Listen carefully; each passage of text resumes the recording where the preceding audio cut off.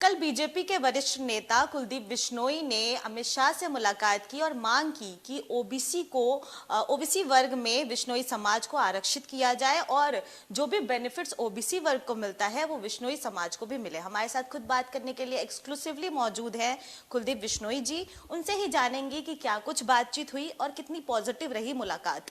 हाँ सर, कल आप अमित शाह जी से मिले, जिस तरीके से आपने ट्वीट किया कि उनसे मिलना एक ऐसे व्यक्तित्व से मिलना जिसमें बहुत पॉजिटिव एनर्जी है।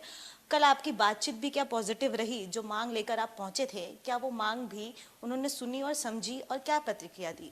देखिए, बहुत बढ़िया मुलाकात रही और मैं इतना प्रभावित तो मैं और भव्य हमेशा से उनसे रहे हैं, लेकिन कल की मुलाकात से मैं कहीं गुना ज़्यादा इज्जत मेरे मन में उनके प्रति बढ़ी, क्योंकि लगभग पौना घंटा वो मेरे साथ बैठे। चाहे वो ओबीसी की बात थी, चाहे वो हरियाणा की राजनीति की बात थी, चाहे राजस्थान की राजनीति की बात थी, हर चीज़ हर पहलू को जहाँ से समझा, तर्क वितर्क किया और पॉइंट नोट भी किए।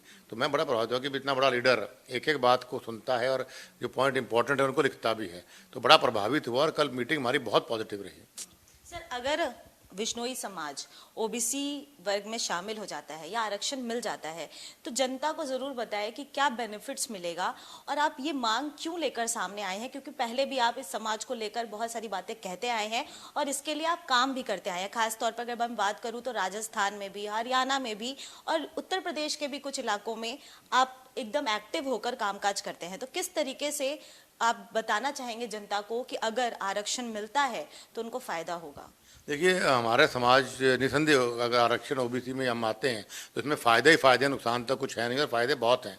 चाहे वो शिक्षा क्षेत्र है, चाहे वो रोज़गार क्षेत्र है, बहुत ज़बरदस्त बेनिफिट नौजवानों को मिलने वाला है और हमारे समाज को ये आरक्षण मिलना चाहिए, क्योंकि बिश्नोई समाज बहुत ही बैकवर्ड रहा है समाज हमारा, क्योंकि हम लोग खेती बाड़ी पर ज़्यादा डिपेंड करते हैं और उतना प्रॉफिट ज़्यादा नहीं, परिवार बड़ा होता है समाज तो इतना बेनिफिशियल नहीं रहता है। तो रोज़गार, अच्छी शिक्षा प्राप्त हो, देश को फ़ायदा है कि देश का नौजवान शिक्षित होता है और रोज़गार में इसलिए फायदा, अच्छी शिक्षा लेगा तो बड़े ओहदे बड़े पद मिलेंगे, तो इसलिए ओबीसी में आना बहुत जरूरी है। सर, भव्य बिश्नोई युवा नेता, जिस तरीके से हमने हरियाणा में देखा भी कि उन्होंने चुनाव के दौरान भी जिस तरीके की पर्सपेक्टिव को सामने रखा, उभरता हुआ नेता के तौर पर नजर आए और क्योंकि आपका पारिवारिक बैकग्राउंड भी उस तरीके का है तो ऑब्वियसली गाइडेंस की कोई कमी नहीं होगी। सामने नाम आ रहा है कि मंत्रिमंडल विस्तार हो सकता है, भव्य को अहम जिम्मेदारी मिल सकती है। एक तो शादी होने वाली है और उसके साथ ही साथ देश के प्रति भी जिम्मेदारी। कैसे देखते हैं इसको? अगर भव्य को जिम्मेदारी मिलेगी तो वो कितना खरा उतरेंगे उस चीज पर? देखिए, भव्य खरा उतरेंगे उसमें तो मुझे कोई डाउट है ही नहीं, बिकॉज ये स्कूल में टॉपर रहा है, कॉलेज में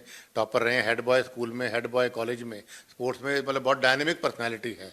वो तो हर एक को मिलता है, वो बता ही देता है। लेकिन इससे भव्य से ज़्यादा मैं समझता हूँ बीजेपी को लाभ है, क्योंकि हमारे बिश्नोई समाज को अभी तक बीजेपी ने कोई बड़ा ओहदा पूरे देश के अंदर नहीं दिया है, खासतौर पर मंत्री पद जैसा ओहदा। तो अगर बिश्नोई मंत्री बनता है, भव्य बिश्नोई, तो हमारे राजस्थान में 37 विधानसभा और 7 लोकसभा बिश्नोई समाज डोमिनेट करता है। तो वो सारा का सारा बिश्नोई समाज खुश होगा और आने वाले विधानसभा लोकसभा चुनाव में एक तरफा वोट बीजेपी को पड़ेगा। और जो बिश्नोई समाज के बाहर का भी हमारा जो वोट बैंक है, चाहे वो स्वर्गीय चौधरी भजन लाल जी का है या मेरा है, चाहे वो हरियाणा है, पंजाब है, चाहे राजस्थान है, उनमें खुशी की लहर होगी, वो वोट भी ट्रांसफर होगा बीजेपी को। तो इसमें भव्य को मंत्री बने, बीजेपी को लाभ ही लाभ, एक शिक्षित लड़का मिला और एक, जैसा मैंने कहा, हमारा वोट बैंक ट्रांसफर होगा। सर, जिस तरीके से हमने देखा कि 2024 को लेकर हरियाणा तैयारी कर रहा है, बीजेपी तैयारी कर रहा है, क्या आने वाले दिनों में आपको कोई रैली करते हुए हम देख सकते हैं? क्योंकि सामने चुनाव है तो जनता के बीच तो उतरना होगा। बिल्कुल, मैंने 2 रैलियां की प्रार्थना माननीय अमित शाह जी से करी थी, एक हरियाणा में, एक राजस्थान के अंदर, और मुझे उन्होंने कहा कि जल्दी मुझे डेट देंगे। और मैं आपको आज मीडिया के माध्यम से दावा करके जाता हूं जनता के विश्वास पर कि 2022-23 में जितनी भी रैलियां, बड़ी रैलियां माननीय मोदी जी की और अमित शाह जी की हुई है, उनसे बड़ी रैली ये दोनों करके हम लोग दिखाएंगे। सर, एक आखिरी सवाल।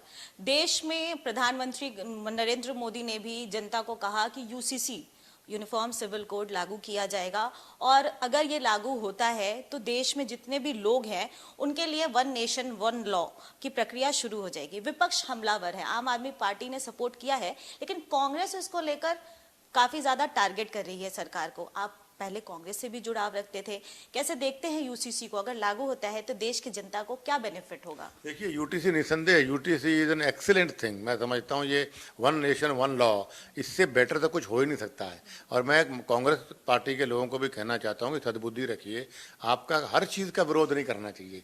कोई काम अच्छा होता है तो अच्छा बताइए ताकि लोगों में आपका विश्वास बने। और कितना खत्म होगी कांग्रेस पार्टी।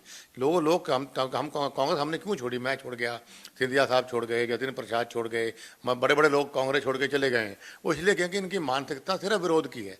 अच्छा करो तो विरोध, बुरा करो तो विरोध। तो बुरा विरोध ही विरोध कर रहे हैं। आप बताइए कि आप देश के, आपकी सरकारें थी, आपने देश में यूटीसी लागू क्यों नहीं किया? जो चीज़ें आप लागू करना चाहते थे नहीं कर पाए, वो माननीय मोदी जी ने करी, आप फिर विरोध कर रहे हैं। जो बातें आप इम्प्लीमेंट करना चाहते, चुनाव हो गए, जो किसी कारण रुके, हमने इम्प्लीमेंट की, उसका विरोध करते हैं। तो विरोध नहीं है, हमें देश को बारे में सोचना है कि देश आगे कैसे बढ़ सकता है।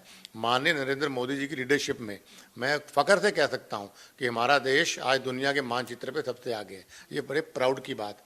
और जनता आने वाले समय मैं समझता हूँ समझदार है, चाहे वो विधानसभा चुनाव है चाहे लोकसभा चुनाव, वो मोदी जी की याद मजबूत करेगी ताकि देश मजबूत हो। सर, आपकी दूरदर्शिता से मुझे एक सवाल सामने आया है मेरे मन में। जिस तरीके से हमने देखा कि हरियाणा कांग्रेस जो है, गुटबाजी की खबर लगातार आती है। आज एक खबर निकलकर सामने आई कि नए प्रभारी बनाए गए हैं। शक्ति सिंह गोयल का तबादला हो गया, गुजरात भेज दिया गया उनको वापस, और नए प्रभारी बनाए गए हैं दीपक बाबरिया जी। वो लगातार कह रहे हैं कि वो तमाम खेमों को, जो सूत्र बताते हैं, जिस तरीके से हुड्डा खेमा, कुमारी शैलजा और किरण चौधरी, ये तमाम लोग अलग अलग डिवीजन वाइज दिखते हैं। चंडीगढ़ में भी उन्होंने मुलाकात की और अभी शायद दिल्ली में भी वो बहुत सारी मुलाकातें करेंगे। सबको एकजुट लेकर हरियाणा में 90 के 90 सीट हासिल करेंगे, ये दावा कर रहे हैं। आपको लगता है ये संभव होगा? मुंगेरी लाल के हसीन सपने हैं और कांग्रेस पार्टी का कोई फ्यूचर नहीं। कांग्रेस पार्टी जब तक भूपेंद्र सिंह हुड्डा लीड करेंगे, कांग्रेस पार्टी का मैं लिख के दे सकता हूं, कभी सरकार नहीं बन सकती। क्योंकि जब कांग्रेस पार्टी सरकार पिछली बार हटी तो वो एंटी कांग्रेस वोट नहीं था, एंटी हुड्डा वोट था। क्योंकि भूपेंद्र सिंह हुड्डा ने सिवाय प्रॉपर्टी डीलिंग के अलावा कोई काम नहीं किया। भूमाफिया सरकार लोग कहते थे, भ्रष्टाचार में लिप्त है। ईडी के केस भूपेंद्र हुड्डा पे है, सीबीआई के केस भूपेंद्र हुड्डा पे है, इनकम टैक्स के केस भूपेंद्र सिंह हुड्डा के ऊपर है। भ्रष्टाचार में लिप्त आदमी को चेहरा बना के नहीं आपने आगे किया हुआ है, तो सरकार लोग कैसे वोट देंगे? लोग चाहते हैं भ्रष्टाचार खत्म हो। अगर भ्रष्टाचारी कोई वोट आगे लेके आओगे तो लोग कैसे भ्रष्टाचार खत्म होगा? तो कांग्रेस है नो फ्यूचर। और जहाँ तक कांग्रेस गुटबाजी की बात है, वो 7 जन्म खत्म नहीं हो सकती, क्योंकि हर आदमी वहाँ मुख्यमंत्री का दावेदार है। बहुत बहुत धन्यवाद आपका। तो ये था हमारे साथ बात करने के लिए बीजेपी के वरिष्ठ नेता कुलदीप बिश्नोई, जिन्होंने साफ तौर पर कहा कि गृह मंत्री अमित शाह से मुलाकात हुई, पॉजिटिव मुलाकात थी, और उसके साथ ही साथ हरियाणा की राजनीति से के साथ ही साथ देश की राजनीति पर भी उन्होंने अपनी प्रतिक्रिया दी। नई दिल्ली से कैमरा पर्सन रिंकू के साथ मैं प्रियंका राय, खबर फास्ट।